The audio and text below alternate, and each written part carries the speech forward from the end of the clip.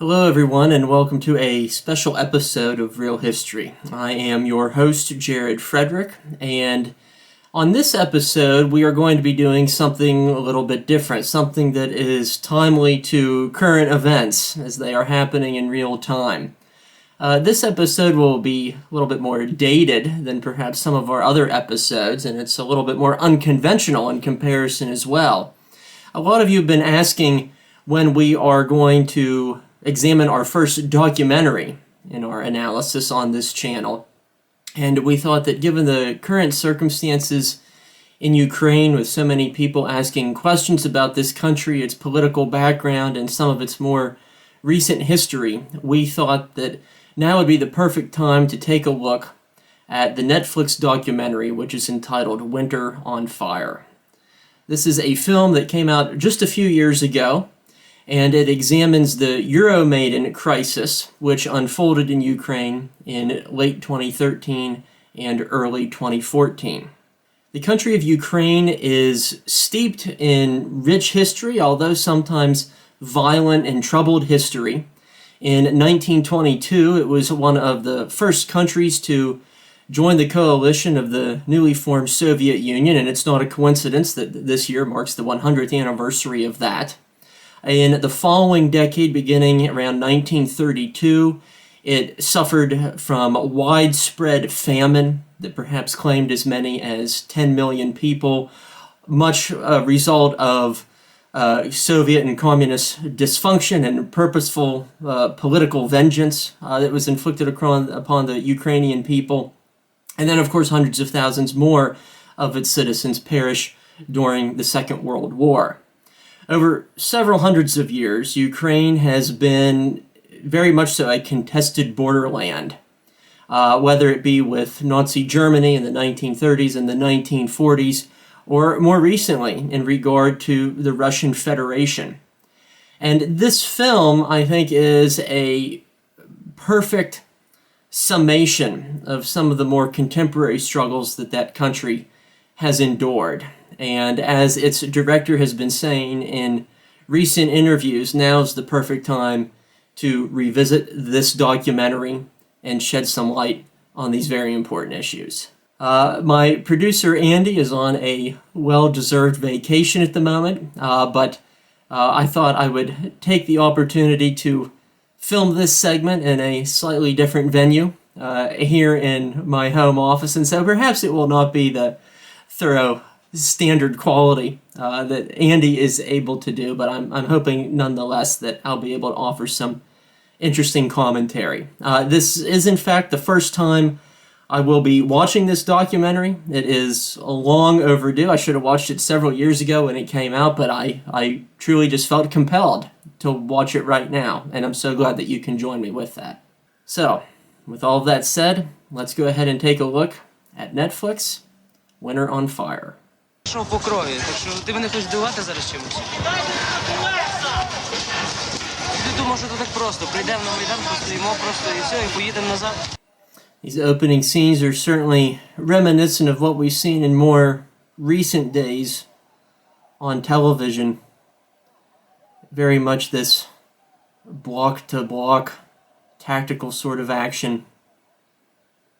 And of course, more recently, the destruction is even greater. In 2004, pro-Russian candidate Viktor Yanukovych wins the presidential vote. The election was found to be rigged. This guy, Viktor Yanukovych, who is introduced here in the beginning titles, which I think are quite effective in their historical overview. From my understanding, this guy's just like a bad cold. He just keeps coming back, and so much of what is going on there now is a rather unsavory legacy of his tenure in office. Альтернативи європейської інтеграції не існує. Им что-то пообещали, как бы сказали, вроде. This free trade agreement that is referenced here at the outset of the film is the European Union Ukraine Association Agreement. That is what it is referring to, and that would have solidified economic ties between Ukraine and the West, specifically the European Union. And the subsequent clash is certainly a representation of the sense of political division and the complexity that could be found in Ukraine. But, of course, with Yanukovych, eventually he will come to side with Putin over the matter, hence much of the unrest that is going to follow here in the film.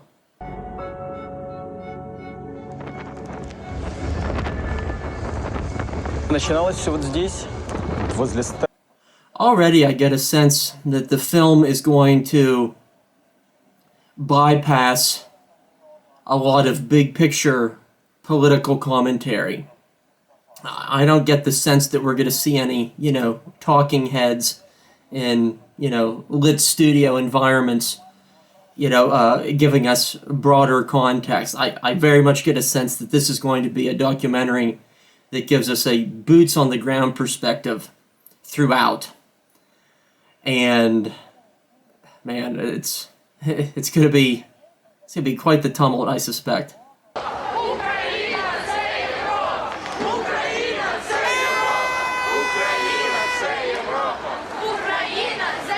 Ukraine is part of Europe. That's some contemporary commentary we've been hearing as well, and it's certainly being reflected at the moment. Какой-то. Вы стоите, песни поете, танцуете. Ми тут, щоб до вас ще Україна, це дійсно Європа. Something else that I'll also confess here at the outset is a little bit of guilt as well, because I was fairly ignorant of these things as they were happening in real time back in 2013 and 2014. And often only with the power of hindsight can we look back on given moments as these foundational episodes that will domino into other momentous episodes of history. And so I think it speaks to the value of being conscious of what is going on in the world. It's not merely what's happening in your individual society or in your country. Having a global perspective is such an important thing.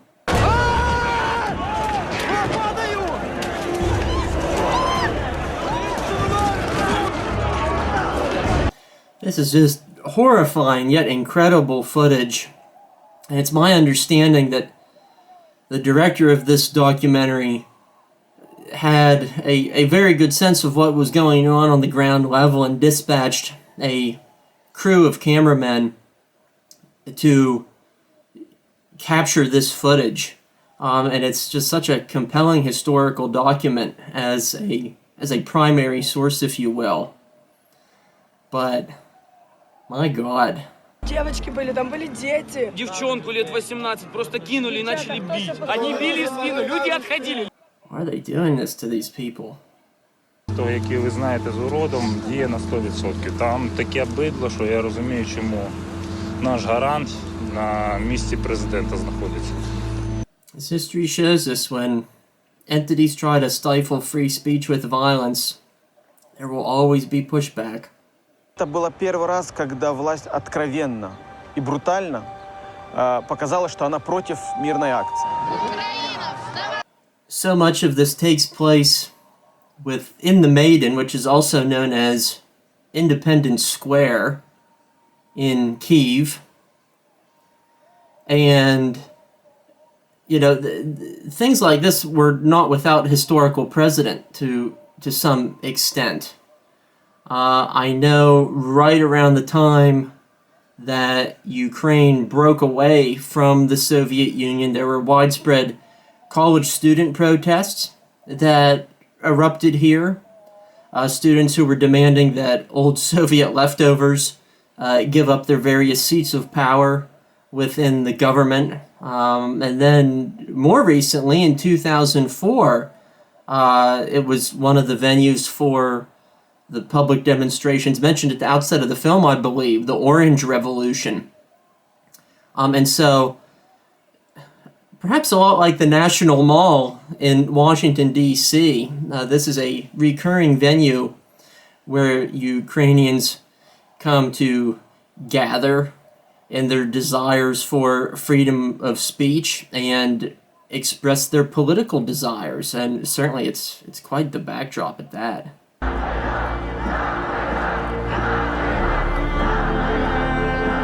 Там были с колясками, пенсионеры были.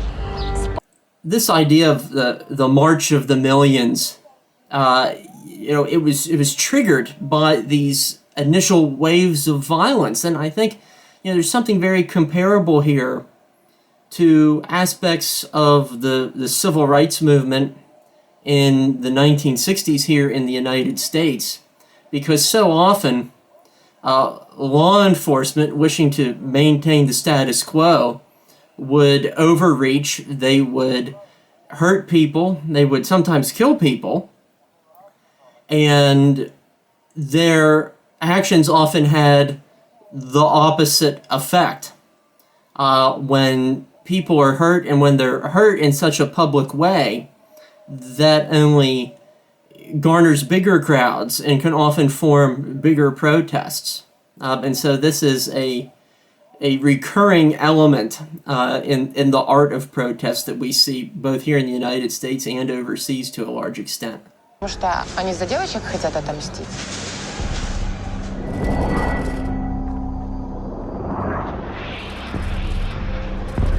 These overhead maps are really effective because otherwise so many of us, especially in the West, we would just be absolutely clueless as to the proximity of all of the places mentioned and depicted in this film. And so it's a nice bit of historical supplement that we see incorporated here into the film. And of course, map graphics are an incredibly important part of the art of documentary filmmaking. And this one excels at using them.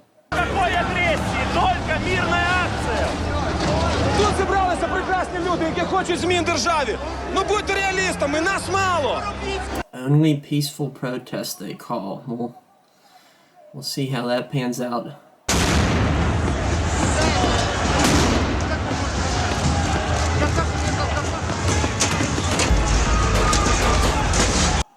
The production value of this is just through the roof. I mean, there's parts of this that seem like a movie, like it was almost cinematically staged, but man, this is just so visceral.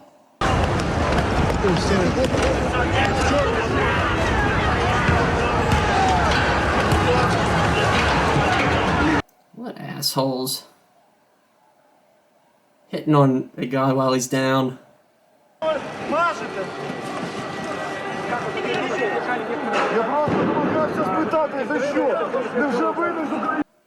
It's something that we see in so many internal conflicts in countries. People are caught in the middle, and there are these defining moments where people ultimately have to choose, or they're forced to choose what side they're going to be on. And given brutality such as this inflicted by the police, I imagine it helped change many minds.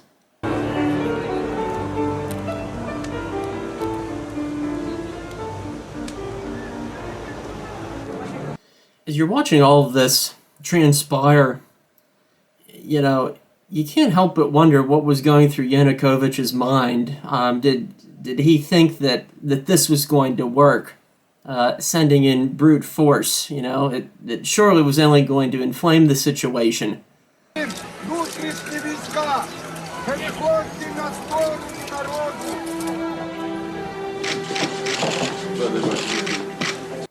Enjoy this look on some of the police officers' faces as it appears that they're in some sort of moral quandary as their fellow citizens are beseeching them not to inflict this sort of misery on their fellow people.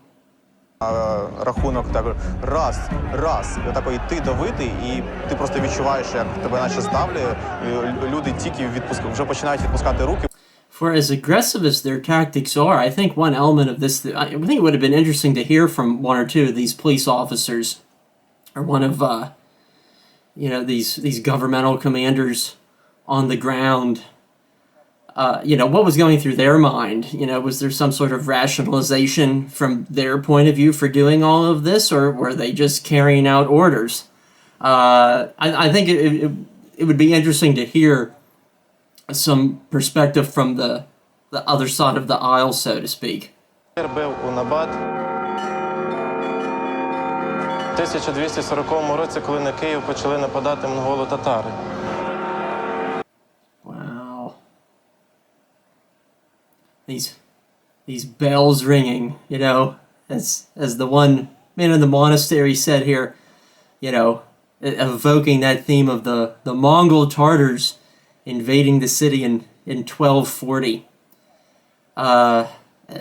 Man, like that just must have been so eerie to hear that echo throughout the city with this rattle of violence unfolding below. Находили сварку, находили пруты, варили ерши. Ну, это уже такая более жесткая техника. Improvisation is a key aspect of any revolution. We definitely see that here. Это же очень похоже, смотрите, как на современную сечь. Ну, так, соответственно, можно использовать те уже наработанные законы, правила, иерархию. Уже можно использовать так, как... The roles, laws, and hierarchy of our ancestors. You really get a sense of kind of these steep traditions here among some of the commentary offered. Как защищать своего ближайшего друга. Как контролировать свои эмоции, чтобы не стать провокатором и вести все, пытаться максимально. This idea of former military officers and veterans of the Ukrainian military kind of coming out here in the public sphere to offer their input, how to fight from a tactical standpoint. Certainly that's something we've been seeing over the past days in Ukraine as well. Albeit on a much larger and more lethal scale, unfortunately.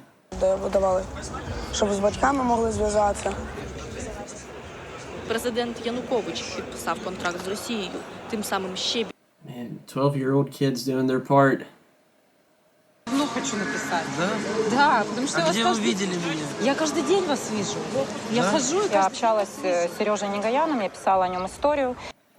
Certainly something along the lines of social media is very fresh in the realm of revolutions, how they're waged, and word getting out. And so it's very interesting to see that element being incorporated here, because politics like this will never be the same as a result of social media, how word is spread, how the call to action is declared. Различные религии, различные конфессии, не вступая в противоречие, в конфликт друг с другом, объединили. It's so fascinating to see this sort of amalgamation of different religions, clergy members here coming together for the common cause, offering some sort of spiritual aid or comfort wherever possible. That's just wild.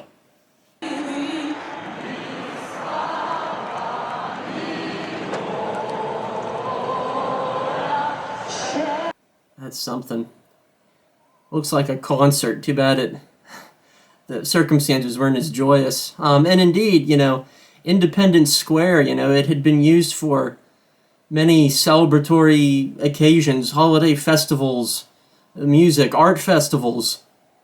It wasn't merely used for political purposes, but man, the vista of this is just something else. Нельзя одевать мотоциклетную каску, нельзя одевать каску строителя, нельзя двигаться колонной машин больше, чем 5 машин, даже на похоронах и свадьбах. Wow. Helmets on motorcycles, there weren't 5 people in a car, no going to weddings and funerals. If they thought this was going to go well, they were unhinged from reality. Этой власти, как он кладет на все вот эти новые законы, так называемые. So these anti-protest laws that were initiated here in January 2014, I did hear of this, and the day that these were initiated, it was called Black Thursday because it stripped people of so many civil liberties and basic rights as citizens, and it really curtailed free speech. And of course, it only poured fuel on the fire and emboldened the protesters further. Люди были настолько разочарованы их действиями, что, их решили вообще, послать всех. This sort of stuff is the essence of dictatorship. Мы полчаса уговаривали их отойти, потому что мы хотим мирным протестом подойти к Верховному. The additionally sad part is to think that so many of these streets and these gorgeous old buildings are likely piles of rubble now. По большому счету. Кличко решил умиротворять, потом кто-то там Яценюк кричал, их уже никто не слышал, они уже не... Vitaly Klitschko, I've been seeing him in TV. It doesn't surprise me that he shows up here. Former professional boxer, and been very much involved in the recent struggle in Ukraine, and here he is almost a decade earlier.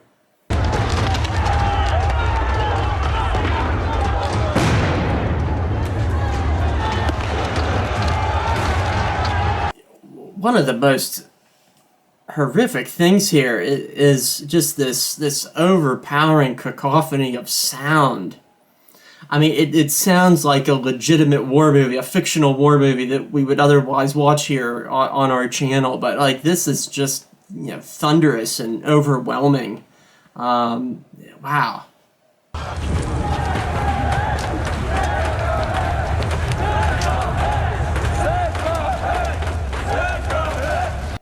So much for peaceful gatherings.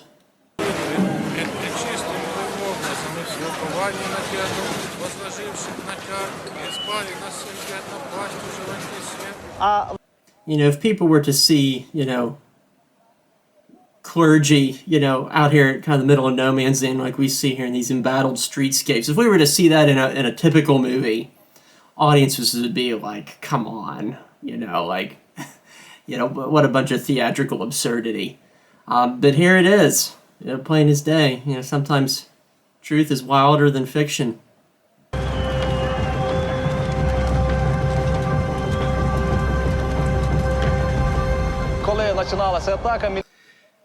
From a cinematic standpoint, some of these scenes look like they're right out of Dr. Zhivago. These bloody uprisings happening in the streets, blood covering the snow.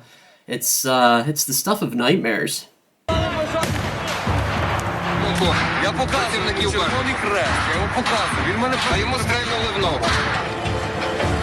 Takes a special breed of person to shoot somebody who's quite obviously wearing the emblem of a medic or a Red Cross worker.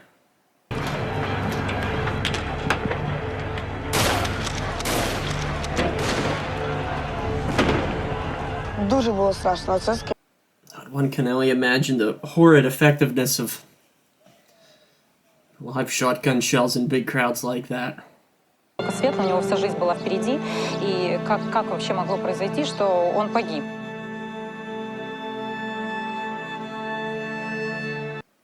Wow. People who were interviewed in the days before not making it through.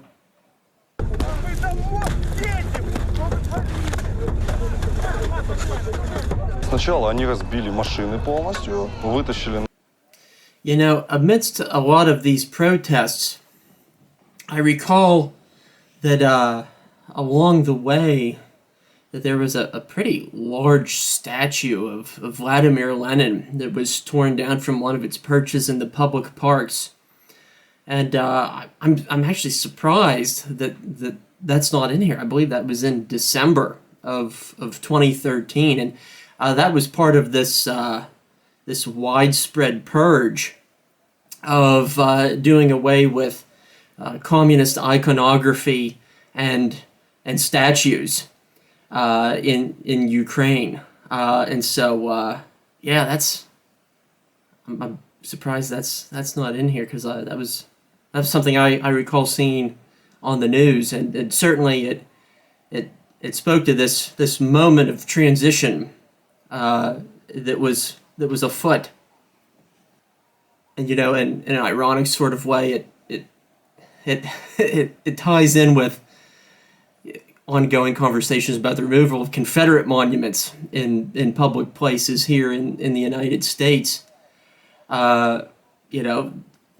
In the eyes of people in Ukraine, Lenin was somebody who no longer represented their interests or identity, and indeed that is true of many communities in the American South.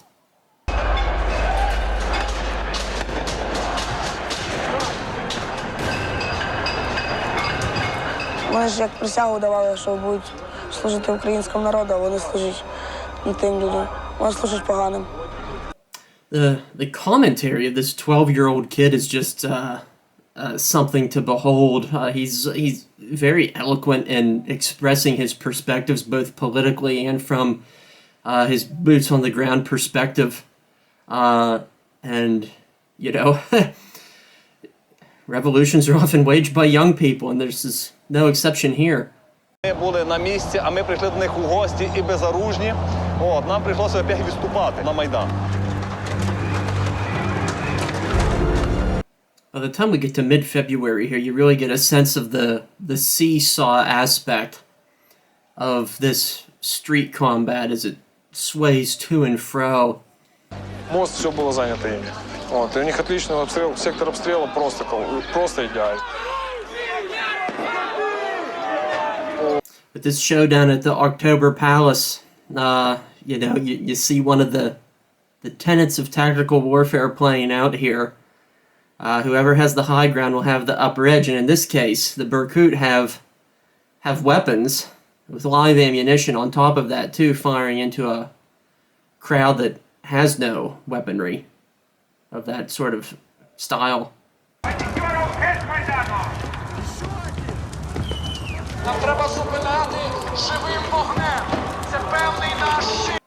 Some of these scenes are just so reminiscent of this urban style of combat in the Second World War. You have these beautiful or ornately designed European cities with these large columns and overwhelming features on their buildings.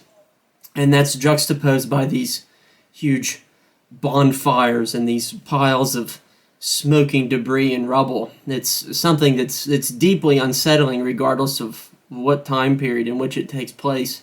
Мы сделали все для того, чтобы этот штаб сгорел, потому что это был штаб революции. This manner of widespread destruction that I'm seeing here, it's very reminiscent of some of the black and white photos and historical footage that I've seen of the Hungarian Revolution, which took place in October and November 1956, in which the pro-Soviet government of Hungary was challenged by the people, and violence that very much resembled what we're seeing here took place. And the same sorts of questions about intervention and when should the United States and the Western powers intervene and assert their power, those same sorts of things plagued President Eisenhower in 1956, the same way that it plagues American leaders today. To what extent do you want to help countries fighting authoritarianism? To what extent do you want to poke the bear, so to speak, in regard to Russia? And these aren't easy things to contemplate or to resolve. And ultimately, Eisenhower erred on the side of caution, and he did not guarantee any sort of military intervention or anything like that. And he said quite the contrary, and he wanted the Russians to know that. So this game of diplomacy, of knowing when or when not to get involved, it's an incredibly difficult thing, especially when there are nuclear powers at play. Слов, кто их родил, какая мама их воспитала, чтобы просто в прицел высматривать самого, который хочет помочь. it's so somber because I've seen some of these same buildings on TV in the past days here in Independent Square in Kyiv. You know, you just can't help but think of the devastations that's being wrought there right now.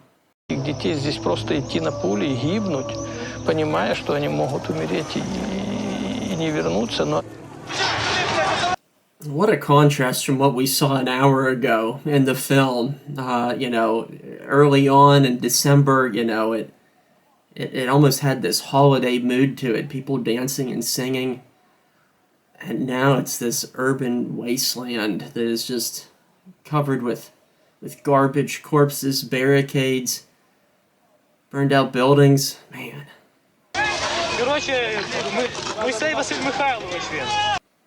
And here we are, circled back to the beginning with 16-year-old protester.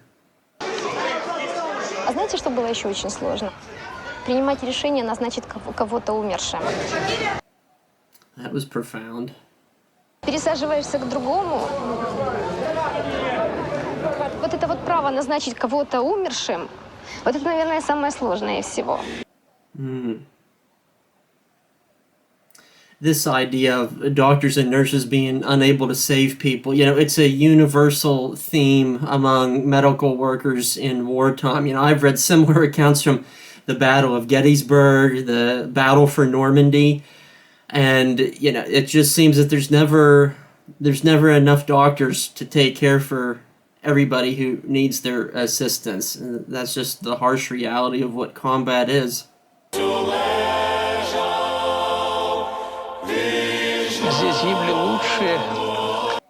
The idea of carrying open lid coffins in such public demonstrations is something that seems very foreign to Americans, but, you know, looking at this footage, you can certainly, you know, see that it gets the point across, and it serves as a potent means of sending a political and moral message. От, тобто, і я пам'ятаю, тато сказав фразу, каже, ну все, нам кінець, каже, того, кого не добу. I believe this fighting in Kyiv around February 19th was the high point of the violence. And I believe several dozen people were killed. Встановити, що президент України Віктор Янукович в неконституційний спосіб самоусунувся від здійснення. There he goes. It was only hours before Yanukovych fled the country that essentially a ceasefire agreement was reached, some means of mediation. Ultimately, he fled the country. In the aftermath of that, we'll see if the film gets into any of the long-term fallout as a result. Мы выросли свободными людьми. И свободного человека на колени не поставишь. This ending montage with people reflecting upon the experiences of their neighbors, their fellow citizens, it really gets to the heart of the current matter at hand, demonstrating that these are young people who have a firm conviction that their country is an autonomous state. It deserves to be run through a democratic representative government. And, well, they aren't going to be taking too kindly to outsiders who think otherwise.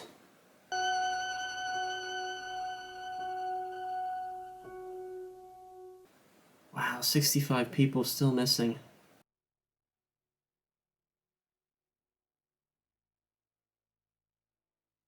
Yes, Yanukovych given asylum by Vladimir Putin.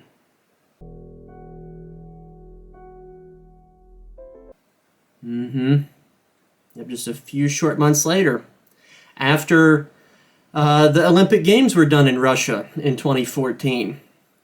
And here too, in the current moment, Olympic Games recently over. And indeed, you know, when you think about it, the conflict never never really ended. And this delves into all sorts of problems on the international sphere. And, you know, it ties into all the dilemmas of intervention. Who is on what side? Who is pulling the strings?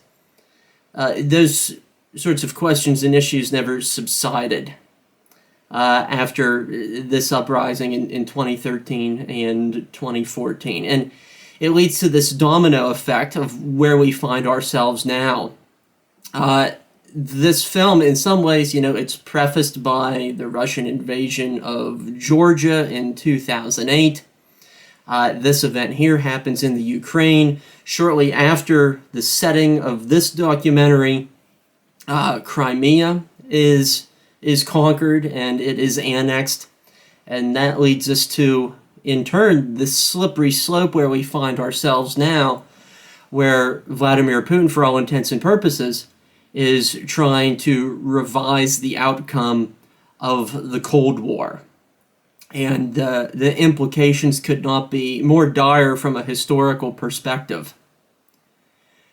Over the past week or two, I've had so many meaningful conversations and questions and answers among students about what is going on, what is coming next.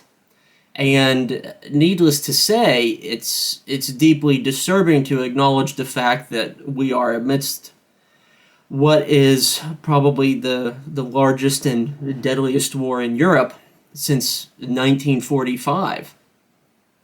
And so, as a historian and guiding these sorts of classroom discussions, I do my utmost to offer some sort of historical clarity and context.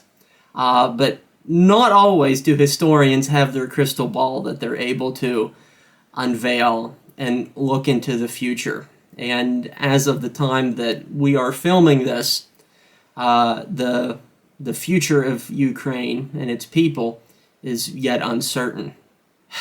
If nothing else, Winter on Fire demonstrates to us the fragility of democracy during very challenging times like we find ourselves in at the moment. And the sad truth of the matter is that over the last 15 years, the world has taken a slide toward authoritarianism rather than democracy. And we see this in all corners of the world. In 2005, various peace and diplomatic organizations determined that 1 out of every 2 people living on the planet lived in a free society. And more recently, that has shrunk to 1 out of 4 people living on the planet are living in a free society. And all of these recent happenings, once again, it just demonstrates to us how we must be keenly aware of what is happening in the world, because if nothing else, history shows us that we live in a vicious cycle sometimes. It is a chain reaction, and we must be keenly aware to those forces that are creating those chain reactions as such. I was recently reading an article about this documentary because it's been somewhat revived and it's going through a second life, if you will. And the article included portions of an interview with the director of this documentary, Evgeny Evanivsky. And this article states of him, the director noted that the movie underscores the perilous nature of current circumstances, in part because of the outcome of the Euromaidan protests that weakened Putin's ability to overtake Ukraine. It goes on to quote him, and he says, "What we see in the movie is that they were able to achieve change within their government when they are united," said the director. "If Putin allows Ukraine to win this situation and the U.S. still supports them, that's a bad sign for his presidency. It means this can happen to him as well." So I have some very poignant thoughts there to conclude with. This is something very different that we've done here on Real History with this episode. Many of you have been asking when we were going to take a look at a documentary, and as I said at the outset of this episode, this is a very timely topic for our consideration on a historical level. Winter on Fire, I found to be a very visceral film. It introduces us to the people who were on the ground level in a very compelling way, made all the more compelling by the recent happenings that we see unfolding in Eastern Europe. Rather than telling you to check out our online store, what we would instead like you to do for this episode is to visit some of the links below where you can find various philanthropic websites where you can offer monetary assistance to the beleaguered people of Ukraine. Your donations and your charity are greatly appreciated not only to us, but to all of those overseas who are in dire need of it. Thank you for tuning in on this episode of Real History.